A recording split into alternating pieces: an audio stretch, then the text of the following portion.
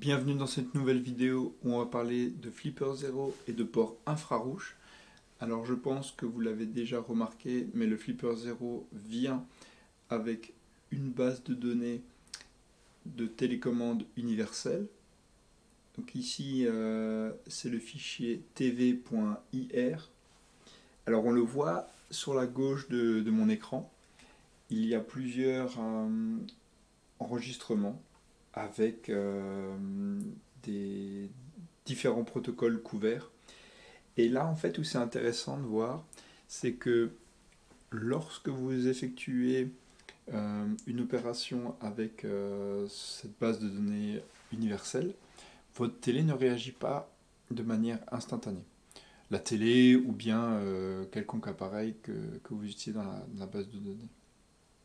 Alors moi, ce que je voulais voir, c'était à quel moment ma télé va réagir. Donc, évidemment, vous utilisez la télécommande du Flipper Zero, vous appuyez et vous attendez.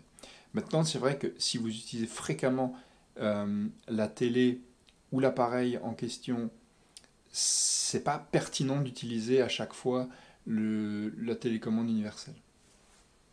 Donc pour cela, soit vous avez la télécommande et vous enregistrez de nouveau les signaux, et dans quel cas vous pouvez générer une télécommande customisée, ou alors vous êtes comme moi et vous êtes curieux, ou alors encore une dernière possibilité, vous n'avez pas de télécommande. Donc comment faire? Ici on part du principe que donc l'appareil en question est déjà présent dans la base de données, mais vous ne savez pas quelle entrée c'est. Ok? Donc dans la base de données, vous allez voir qu'il y a plusieurs entrées. Et l'idée maintenant, c'est de récupérer ces entrées pour créer votre propre fichier. Mais pour cela, vous avez besoin de savoir quel est le protocole utilisé par votre télé. Donc lorsque la télé va réagir avec l'envoi du Flipper Zero. Mais il y a plusieurs secondes et plusieurs protocoles. Donc pour vous aider un peu à trouver quel est le protocole utilisé, j'ai regardé dans le blog de Flipper Zero, il y a une documentation très intéressante sur comment l'équipe a travaillé pour capturer et analyser les différents protocoles. Donc là, c'est le montage Arduino qui est présent sur la vidéo en bas à droite. Et ici, vous pouvez regarder en bas à gauche, c'est ce que l'équipe a réalisé. Donc la différence ici, c'est qu'ils utilisent le programme IRMP sur Arduino, et que moi, pour mon exemple ici, j'utilise IR Remote. La principale différence ici, c'est le nombre de protocoles pris en charge. Donc, on peut le voir ici, voilà.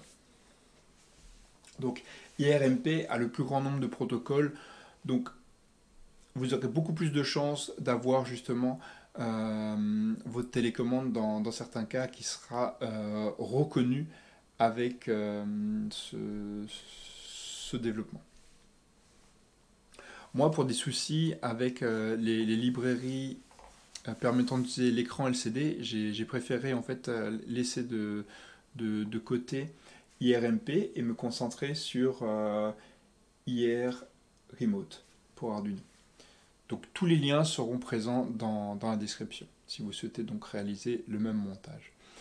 Donc pour revenir à la problématique, quel est le protocole utilisé par mon appareil lorsque j'utilise le Flipper Zero? Donc là, l'idée, c'est d'utiliser le montage Arduino donc avec une LED pour recevoir les signaux et de la placer au même endroit que l'appareil. Ok? Et ici, on va pouvoir voir que lorsqu'on démarre l'opération depuis le Flipper Zero, tous les différents signaux et protocoles vont être captés par le module Arduino et s'afficher à l'écran. Et là, comme je suis branché avec l'ordinateur, je pourrais aussi les voir sur la partie console. Alors là, je vais lancer par exemple un power depuis le Flipper 0. Donc on les voit, ça défile très très vite. Et maintenant, je veux dire, c'est vraiment là l'intérêt de ce montage, c'est d'avoir ce module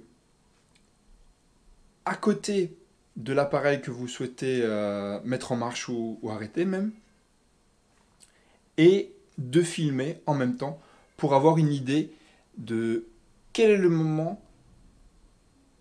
où le Flipper 0 va lancer un des codes présents dans la base de données. Comme ça, vous pouvez chercher et dire, ah ben voilà, là il y a eu, bon, malheureusement, j'ai donc, comme j'ai dit, pas tous les protocoles présents, donc il y a beaucoup de unknown, mais dès que vous voyez donc un protocole avec une marque qui est reconnue et qui semblerait être pertinent pour l'appareil que vous utilisez et qu'il a bien évidemment réagi, vous pouvez récupérer cette partie des lignes de la base de données pour créer votre propre base de données.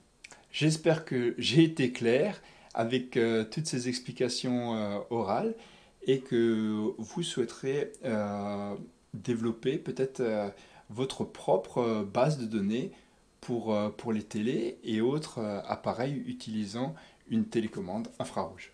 Merci d'avoir regardé cette vidéo et à très bientôt.